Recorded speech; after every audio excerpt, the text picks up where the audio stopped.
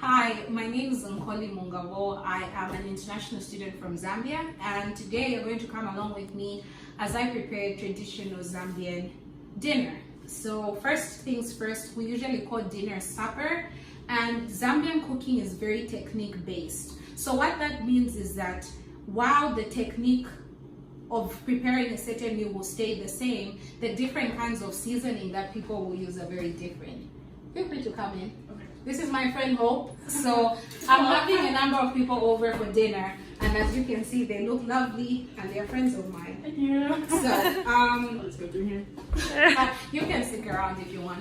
Okay, so for this particular dish, I'm preparing beef stew, and so I'm going to run you through some of the ingredients. So I have my beef here. The reason why we call it beef stews, our stews are very hearty. So it's not just meat in the stew. I have carrots chopped up here. I have green peppers. I have yellow onion. I have chives or scallions, as you call them. I also have my red onions over here.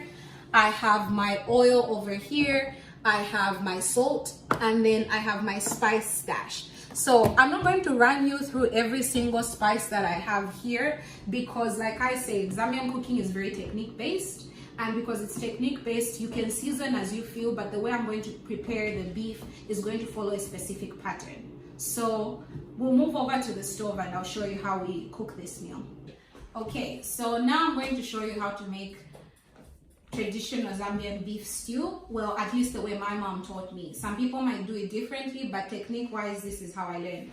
We have our beef here. I cut it up into pieces earlier and I washed it. Yes, as weird as that sounds, we always wash our meat back home.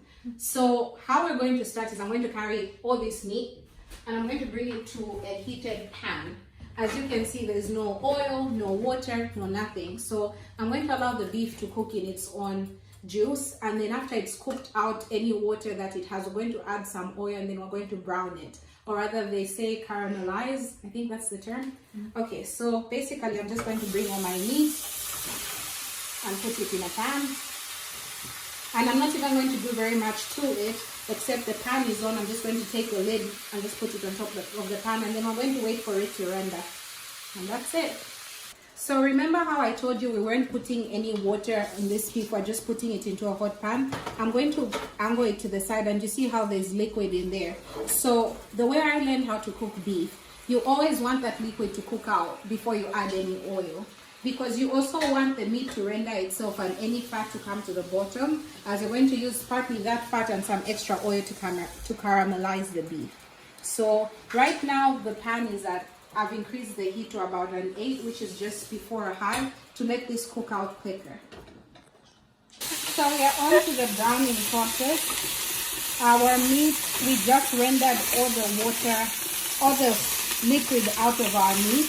And as you can see, it looks pretty dark, but I'm not too worried. Most of that is caramelization, it's no burn. So I'm going to scoot over there and get some oil, because the other thing the rendering does is it shows you how much fat the meat has. So once you see how much fat is in your meat, you know how much oil to add. So I'm going to add about, I don't know how many tablespoons this is of oil to the meat. And I'm going to do 2 of these spoons, and we're going to use this to brown our meat. So it's going to get sizzling in here. And so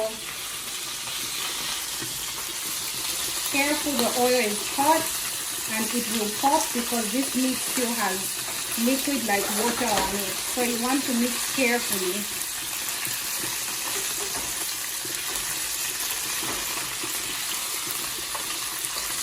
So the whole idea behind browning meat, or at least the way my mom taught me to brown meat, is you don't have to stir continuously until, you only have to stir consistently at the beginning. But what you do is, since you have oil lining the bottom of the pan, as you can see, basically what we're just going to do is we're going to leave the meat as is for now.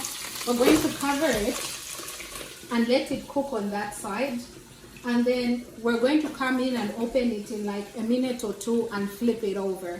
And we're hoping to get uniform colorization or caramelization on all sides of the meat.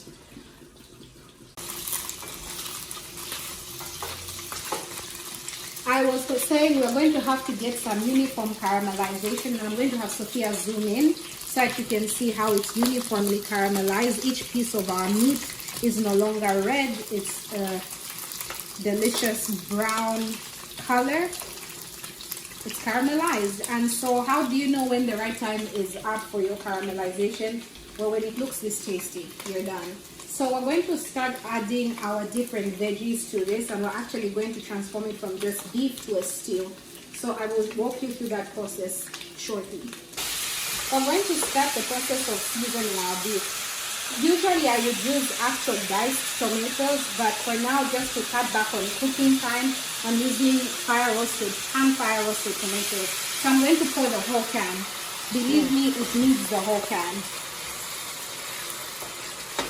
So I'm going to allow the beef to cook with the tomatoes, and I'm going to leave the tomatoes in until the beef cooks the tomatoes down.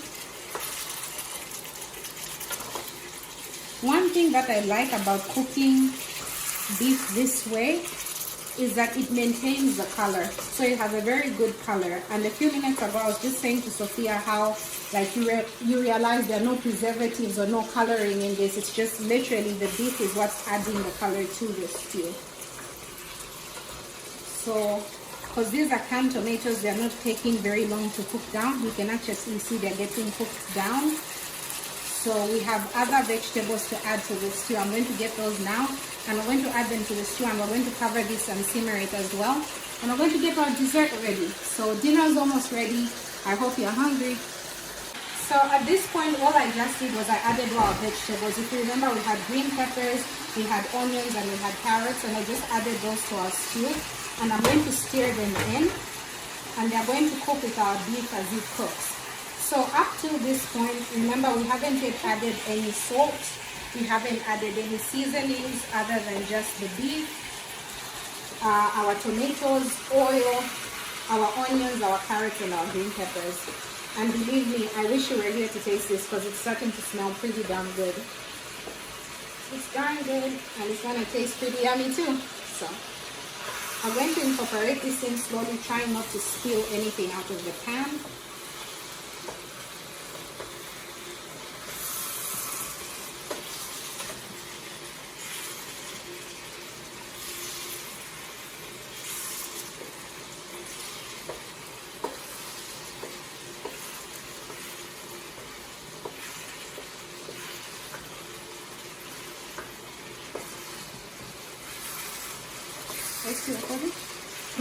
Oh, I'm sorry. Oh, do you want me to? No, that's fine. I mean, well, at this point now you will have to cut it out because I started talking to you. I mean, I can cut it once it's done.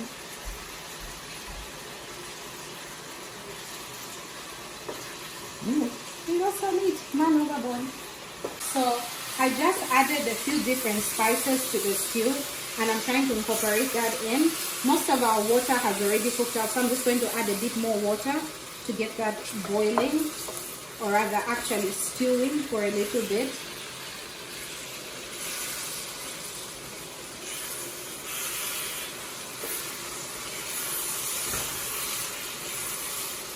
Okay, so I'm going to grab some more water.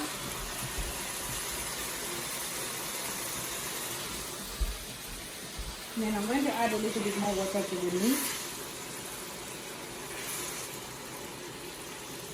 So, one of the things that I'm always telling people here about is about gravy.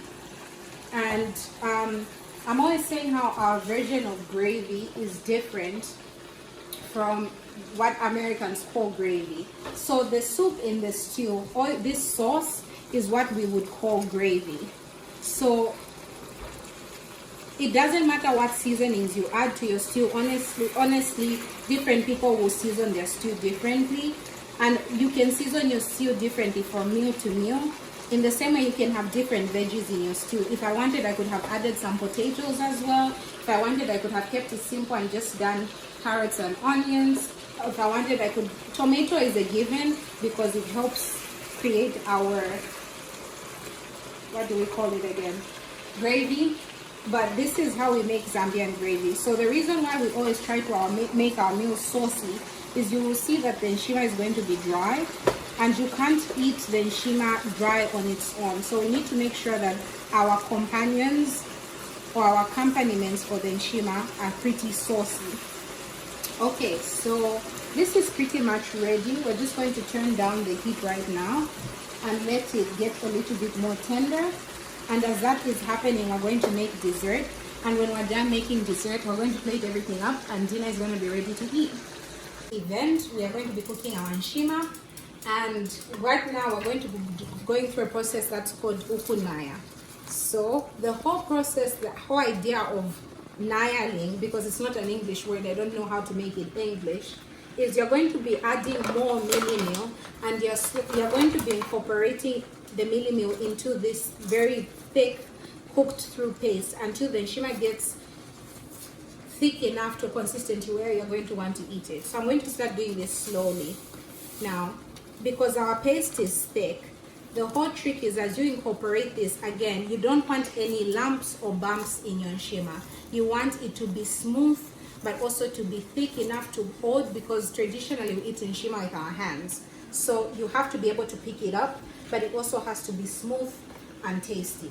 So I'll put this aside. We're going to need more mealie meal than that. So toss that in the trash. And we're opening our second pack of mealie meal, and we're going to start incorporating this in there slowly. So again, you never want to incorporate your mealie meal too quickly, because you have to smoothen it out. And if you add too much mealie meal at a time, it's going to get too thick before you smoothen it out. So this is the nayaling process that I've just started. Ukunaya describes the way that I'm mixing the mealie meal into the Nshima right now.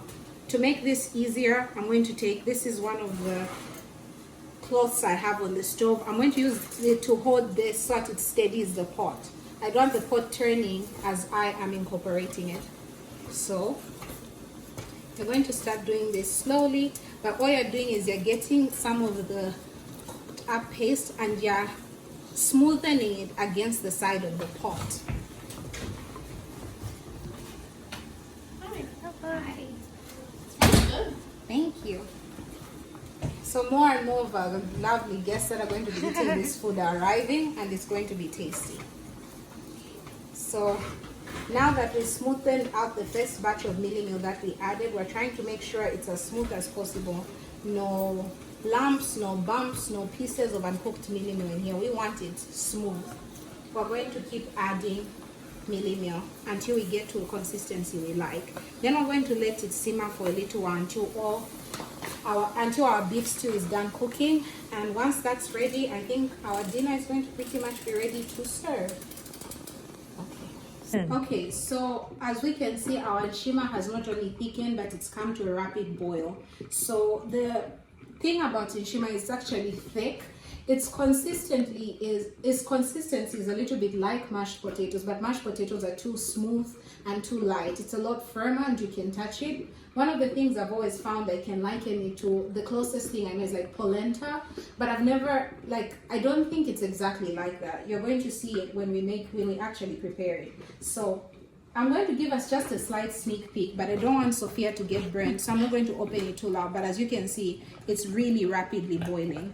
So the only time I'm going to know that the pot is ready to open is when it stops boiling this rapidly. So it will quieten down once it's cooked through. And as you can see here, our meat is developing. There's actually a lot more fluid than you thought. So there's all this fluid now, and none of it, we didn't add any water to start cooking our beef. This is the beef just cooking in its own juices. So we're going to cover that now, and we're going to keep an eye on it. And as we wait for our Nshima and our beef, we're going to start our dessert. Okay, so this is the true nayaling. Before I was just incorporating, ukunaya starts to happen when the Nshima gets this thick. So I'm going to show you. You keep mixing it against the side of the pot to smoothen out any lumps and bumps. So you stir it as many times as you can to ensure that you get all the lumps. So I'm going to keep stirring. I'll stir it a few more times, and then I'm just going to let it simmer. And as it simmers, it's going to cook any of the remaining mealie meal that we added to the pot. So I'm going to cover this, and we're going to let it simmer until our beef stew is ready, and it's going to be ready to serve and eat. So I'm going to lower the heat to like a 2 or a 3, and I'm going to cover it up. And before we know it, our Nshima is going to be ready to serve. So there we have it. Okay, so we have the final product now. We have Nshima, we have our beef stew, we have our bean stew, and we have the lovely people eating our Nshima with us. So, okay, this was my version of Zambian International Night, the virtual version. I hope you guys enjoyed it. Bye.